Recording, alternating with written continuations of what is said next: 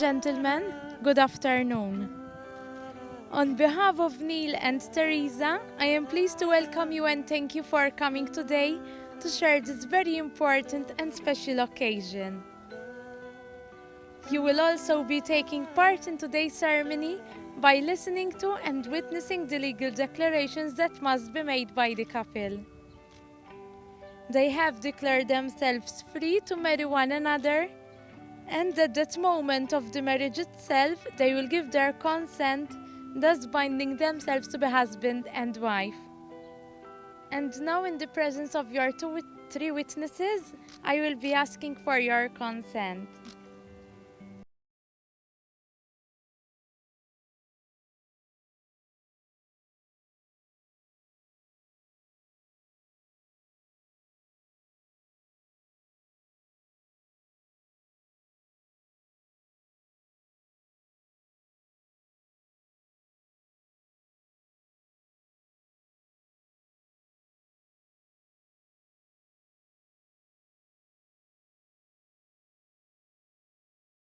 I, Neil, I, Neil, take you, Theresa, take you, Theresa, to be my wife. to be my wife. I promise Promise to be true to you to be true to you in good and good and bad times, in bad times, in sickness sickness, and in health. and health. I will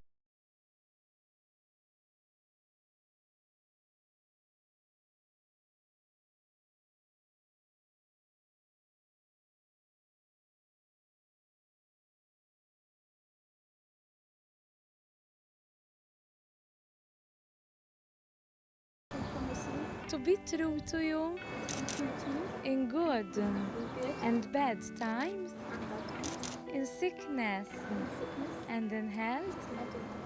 I will love you and honor you all the days of my life. Repeat a small phrase after me. Theresa, Theresa, take this ring take this ring as a sign as a sign of my love of my love and fidelity. and fidelity. You repeat after me, please. Neil, take this ring as a sign of my love and fidelity. Okay. Since you have thus declared without any condition or qualification, and as empowered by Article 15 of the Marriage Act of 1975, I declare you husband and wife in accordance with the provisions of the law. You may now kiss your wife. Congratulations.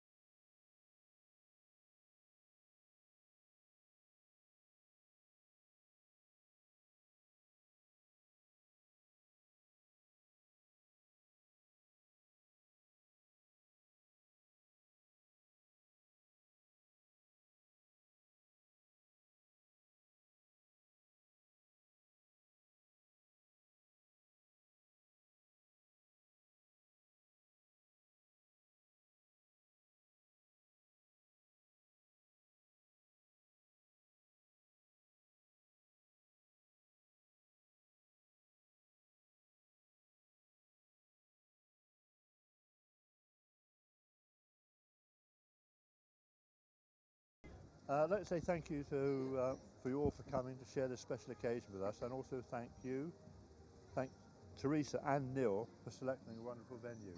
Beautiful, couldn't be better. Louder? Okay. Unfortunately, Theresa's mum and Den were unable to be with us today, but I was thrilled to be asked to walk Theresa to the ceremony.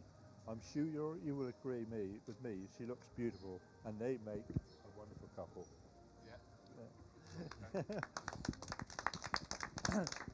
When Neil told us he'd met a lovely girl, our words of advice were to take things slowly. As usual, he didn't take our advice.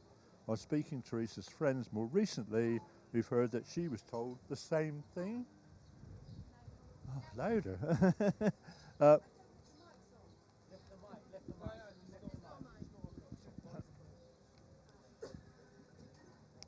A few months later, they came to us to show us the engagement ring, and wedding plans began. Here we were, 18 months later, at the wedding. So it didn't take very long. At this point, I should say something about Theresa. But as you know, I haven't only known her for a couple of years. The first time we met, she was quite polite, but it didn't take long before she was giving as good as she got. Always pulling my leg about something.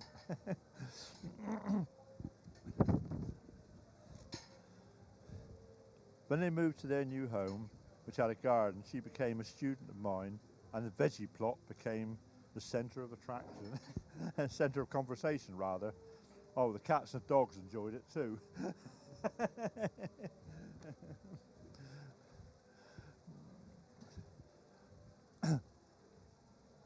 Adding a few more holes when they were needed. Last week, Theresa announced the first arrival. A healthy, beautifully formed courgette.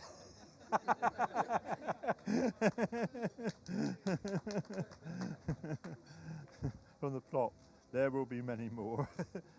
I must say they have worked hard and are always laughing and are happy in their new home. I wish them every very healthy and happy life together. Please raise your glasses to a toast to the bride and groom. Bride and groom! Right, good afternoon everyone. First I would like to thank Dad for his speech. There's a lot of question marks here because obviously I didn't know how good it was going to be, but and for giving Theresa away today. Speeches are not my comfort zone, so I had a look on Google, and apparently it said that their beginning and end are really important, and also making sure they're not too far apart, so I'll do my best. This might be my last time to have complete control, to be able to speak for both of us, so I'll make the most of it. On behalf of my wife and I would I would like to thank you all for making the journey over to Malta to be with us on our special day. I know it's I know it's our day, but the speech would be wasted here if nobody was seeing it or hearing it. Mind you, that might be a good thing. I'd like to say thank you to my parents for raising such a charming, handsome and modest son, although I've no idea where I got those qualities from. In all seriousness though, thank you for everything you've done for me and Theresa. You've always been there for us and you've made Theresa feel incredibly welcome. Can we also please raise a toast to absent families and friends who couldn't be with us today for a number of reasons, and also make sure you share all your pictures so that they're jealous. Absent friends! Absent friends. Absent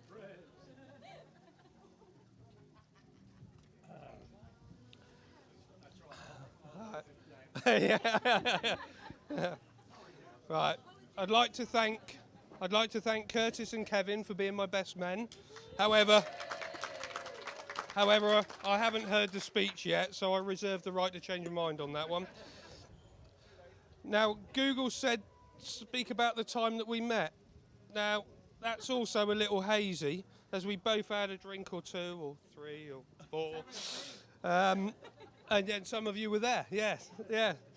And probably remember more of it than we do.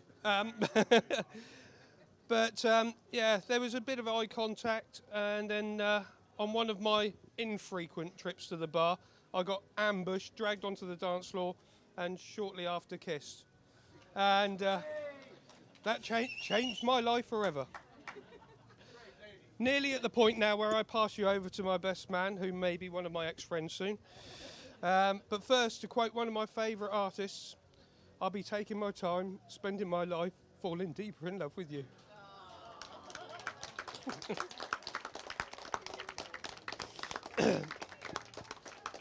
Finally, I'd like to raise a toast to my beautiful wife, my bride and joy, Theresa. Right, Lord, ladies, gentlemen, and small people.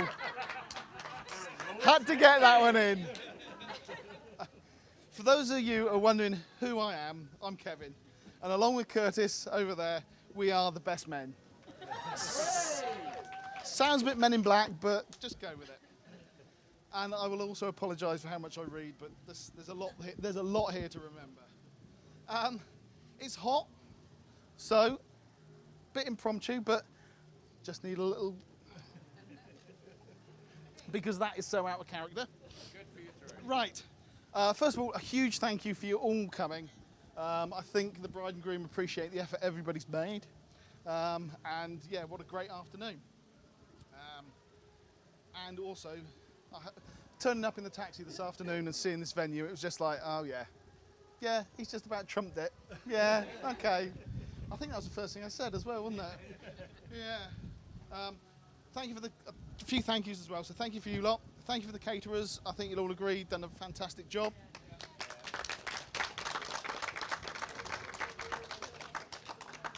The barmen for putting up with us. The pet shop. Well, there's an odd one in Malta that the pet shops are also the florist.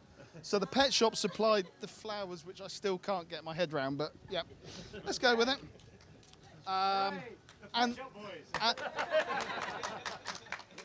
the cake makers. More of that to come. Right. Neil and also Neil and Theresa, I think the effort they've put in over the last 18 months has probably paid dividends. So yeah, thank you very much. And yeah, good. You're not wrong. There's a bias. Someone's at. Yeah, let's not go there. I read the next page. No. And also, thank you for the emergency accommodation. Cheers. I think I can speak for all of us saying how stunning you look today. Unfortunately, the gorgeous Mrs. Doherty and Maria have absolutely eclipsed you, mate. Even with that very nice shirt on, you just didn't swing it. Sorry. Neil's already covered the bit that I was going to... yeah, and hotel room key. Neil's covered the bit about people that are missing, and all I say is that, yeah, when you see them, just tell them what they've missed out on and make them as jealous as hell, and don't giggle too much. Neil asked me to be his joint best man on the way to a Saturday morning park run, which has become his new religion. Thrown out going to church, park run Saturdays. The request was an honour, and I accepted without thinking. Next time, I'm just going to think a little bit first. The answer would be exactly the same. And I'm truly honoured to be asked to be part of today, so thank you, and thank you both. In all the time I've known Neil and Theresa, there's always been, and I think you'll all agree, love in their eyes. I've not met a couple more suited to one another. That night at the Sealy Suite you alluded to earlier, destiny for bliss, and I think they've been inseparable ever since, apart from, let's not go there.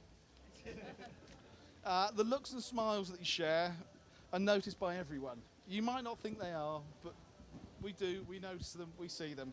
Yeah, good on you. It's also tradition at this point for the best man to hand out some marital advice. I'm not the best bloke for that. Really not the best bloke for that. So all I would say is keep doing what you're doing and you'll be all right. Seems to be working so far. Good advice. Now, on to the bits that may get Neil cringing. If at any stage any of you see him looking as though what the hell was about to happen, or perplexed, can you just put a thumbs up? I'm looking this way because I don't want to look at him, and I know I'm doing something right then. Sorry, let's have Neil wanted the right to veto my speech. Well, bits of it. Unfortunately, the one that I was going to let him veto, I left at home. So this is the one that he wouldn't have seen anyway, so sorry, mate. The only thing I can remember is the no swearing rule. I think I've managed it so far. I could, no. It turns out that Neil and I have got a number of mutual friends. Anybody put thumbs up? Did you see that one? It was like, oh, God, no. For me, old school mates. For Neil, flatmates, housemates. It's been interesting catching up with them, catching up with a few stories. And there's an awful lot of stories as well. Too many to go through today, and probably some that, yeah, let's just say they're stories. So, here we go. Some of you have known Neil for far longer than I have. Some from the day he was born. Some from probably 9 months before that. However, there is one thing that I've been led to believe that's missing today. And those of you with a longer knowledge than me will know about it. And this was a certain top lip facial hair. Matched with a US Marine jarhead haircut. Combo that he used to sport and resulted in the nickname Neil Caterpillar Bus Stop. Oh, yes. I have to say, I'm not sure where the bus stop comes in. It's bound to be beer related at some point, though. There's also the story of a mate popping round to see Neil one morning to find a very hungover Neil scrubbing down the front of Mary and David's house. I believe... Is this... or... Oh. Okay, I might have been fed a pop on this one. Okay. I believe it may have followed an incident of food poisoning. Yeah. Call it food poisoning. Food poisoning, an open window. Yeah, that'll be the one, yeah. Can you bring the mic Oh, towards and no time to be able to get to the toilet. Yeah. Ah, what a way to get revenge. Served cold. Thank you. Oh, there's a laugh there. As you all know, Neil's a Sparky, and as I believe, a good one. Not too sure. This hasn't always been the case. When he used to work for Scotch and Southern, there were full houses that needed reconnecting one day. Not my fault. I'm just saying, full houses that need to be reconnected. Alas, it didn't go quite right. I believe that there were a few appliance issues occurred that day. So, right, brown, bottom right, blue, bottom left, green one goes in the other bit. Just remember that. You have all been warned if you are asking round to your house to do some work. I'm getting there, just bear with me. It also seems that he's got certain entrepreneurial flair, including agreeing to scrap a neighbour's van on a Sunday. Please note, on a Sunday. In the excitement of earning a few quid, it turns out that the scrapping might have happened on a Saturday, unbeknown to the owner, and before he had the opportunity to remove his personal belongings. Not sure Neil's been forgiven on that one, or probably ever will. Golf clubs just aren't the same and they're very personal. Right, before I go any further, I understand that there might be a run going on tomorrow morning for those of you mad enough to do it.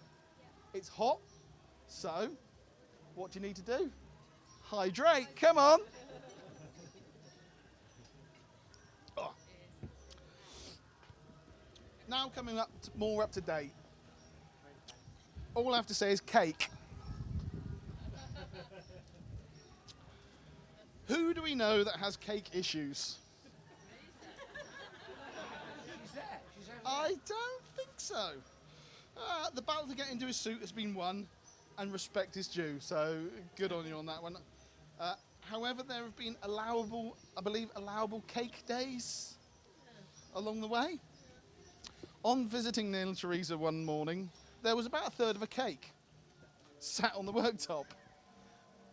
A slice was duly offered and refused. It turns out that Theresa had had a slice, probably a very small one, and the rest had disappeared. Charlie, maybe? I don't know. I didn't see him licking his lips. Must have been a cake day. Cake was also on theme last Saturday when we were discussing the schedule for today. Four of us having breakfast, talking about what was going on when, and a little voice was heard. Don't forget the cake cutting. No, you need to get married first. Then can we cut the cake? No, then there's speeches, then cake. With all this mention of cake, Niels probably wants me to shut up and let him get on with the cake part. Nearly there, mate. Nearly there. Right. Just to let you know, the stag night weekend was great fun for those of you that did parts of it. And a night on Pool Key was passed uneventfully. No zip ties, no handcuffs. However, I hear the hen night was where it was at. You girls can party. Respect. So, with that, Lord, ladies, gentlemen and small people, gonna do it again. Please raise your glasses. It is my honour to give you the bride and groom. The bride and groom. Right, so Theresa's asked me to say a few words. And as we all know Theresa, she loves to talk. So I'm going to keep it short because for one, I'm not a great public speaker. And two, it has been drilled into me, the running order, okay? We had a meeting last Saturday to discuss the running order. Imagine my surprise today when I turn up to the running order. Both sides.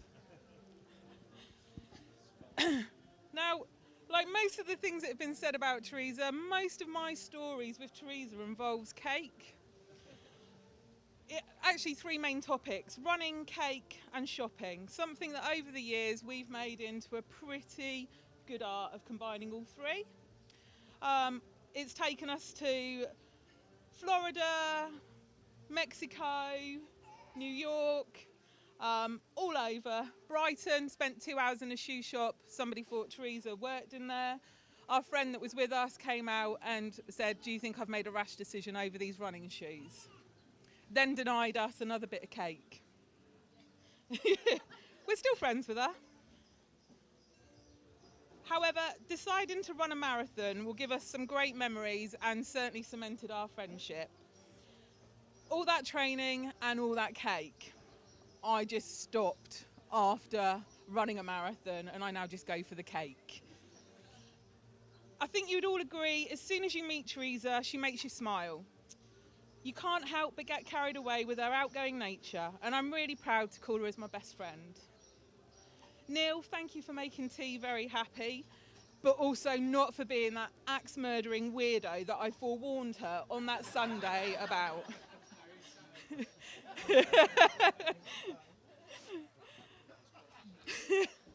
So, can I just ask you to raise your glasses once more for Theresa and Neil?